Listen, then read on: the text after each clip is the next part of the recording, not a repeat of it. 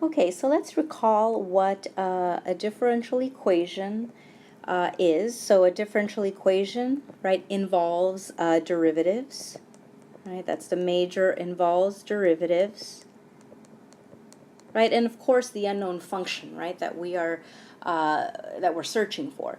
Now, when we solve differential equations, which we will do in the next few videos, there are a couple of tricks that we have to learn in order to do that. But when you solve essentially a differential equation, you are finding the unknown function. So when you solve, right, you're finding the unknown function, right? Let's just say y is a function of x, right? Or it could be a function of t. Now this function, unknown function that you're looking for is an actual formula, right? Or we can say it's a mathematical model.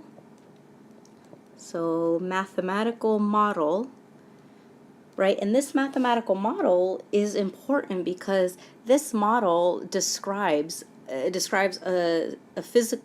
specific physical situation, and that's the example that I'm going to show you. So again, kind of a big picture here. This is the whole class here. I'm going to give you a differential equation, and you're going to use different techniques to solve this differential equation to find the model, the mathematical model, because you want to describe a physical situation. Okay, so let's start with the example. And again, it's a very simple example, but before going into the theory, I think it's important to look at a qualitative example just to get started and easily kind of digest the concepts. Okay, so say you're a longtime shopper at your local grocery store. I don't know, let's just say Hy-Vee. I was in Ames. A couple of people are out of state, but hopefully everyone knows Hy-Vee. And you notice that the prices have been increasing with time. And so I'm going to show you, I'm just going to write a quick table here. So we have a month and price. And you've been writing down, you've been tracking the price of, we're actually going to be talking about the price of a jar of peanut butter. So let's go ahead and let's draw this in. So month, and then this is in dollars. So after a month, you notice, okay, the price of peanut butter is $2.40. After 2 months, it's $2.50. 3 months, $2.60, and hopefully you can see the pattern, right? It looks like prices have been going up steadily. Excuse me. And you can definitely graph this table of values, or I mean, this is your data. And let me go ahead and just move this a little bit up here. So we can definitely tell that the rate of change here, or the slope, is 10 cents, right? Because the price of peanut butter is going up 10 cents every month, right, with respect to time. So we can write a very simple differential equation. Let me go ahead and graph this before I forget to graph. It's a very easy model. So here is time, and here is, well, let's go ahead and write, so time, right, in months, and then our dependent variable is price, right? Our time is independent and our price is dependent, because price depends on what month we're in. So let's go ahead and just write a couple. So here's, 1, 2, 3, 4, 5, right? And pretend these guys are equidistant. I obviously don't have graph paper here. And let's just say this is 240 right here, so then this is 250, 260, and so forth. And I mean, this is really an equation of a line, right? This line is your, this is a solution to a differential equation. So this is unknown function. right? So prior to calculus, I mean, when you learned algebra, you hopefully remember doing a lot of y equals mx plus b, right? The slope-intercept form, the point-slope form, y-intercepts. And the reason is because linear functions are very simple to work with, but you're really finding, I mean, this unknown function is a solution to the differential equation. Okay, well, what is the differential equation? Well, in this case, we can write, I'm going to go ahead and write it as dp dt. And dp dt, you've seen a little bit of this in a section called related rates in your first calculus class. And this basically is saying that the slope, well, what is the slope? The slope is 10. So this means, so the slope of our line, right? The slope of our line is obviously constant, indicating, right, it's a rate of change.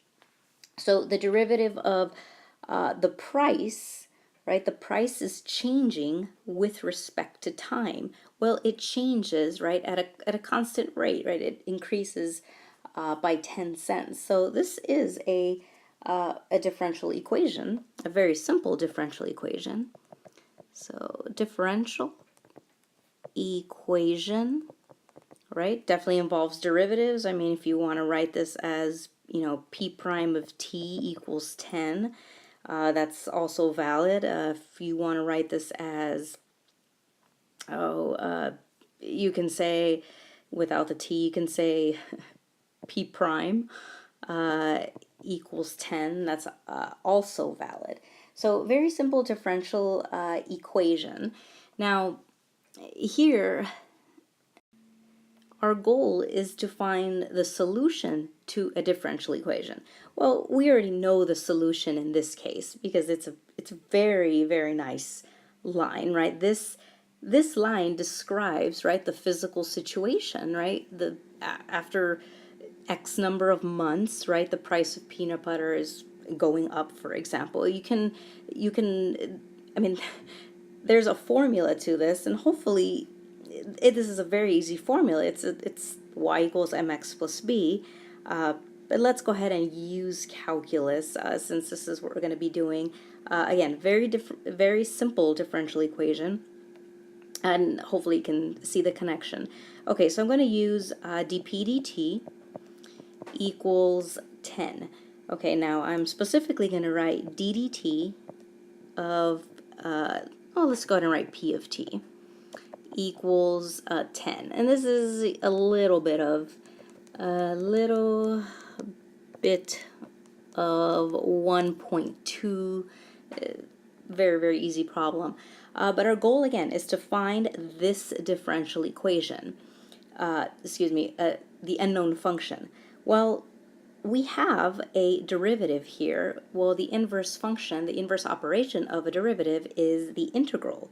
So if you take the integral, and let's just integrate both sides, well, we know that the integral and the derivative give us the identity function, right? This is a big 1.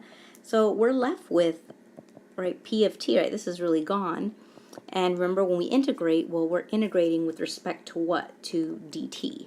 And then if you integrate this indefinite integral, this is very easy, right? This is 10t, and then we have to add our constant of integration. And so this is our, right, our solution to the differential equation dp dt equals 10, right? This is a nice linear equation, and let's be careful here. That's a t, and that's a plus sign. And so this is a solution to, again, our differential equation, but we need to know what our constant is. Our constant of integration, right, that's going to be our y-intercept. And this is just using algebra. It's very easy. If you use any point on the graph, you're going to notice that c is going to turn out to be 230, and 10t plus 230 is that linear function that we have above. So again, this is a very simple example, but I wanted to just, again, rate of change, right? The price of peanut butter by month is described by this linear equation. Now we know that in real life, not everything is modeled by a linear equation, right? Things go up, it might go up by 20 cents and then drop down by 8 cents, and the function can get funkier, right, in quotes. But again, this is the general idea, and hopefully that helped you understand the concept of what a differential equation is, and what, again, the solution to a differential equation is being a function.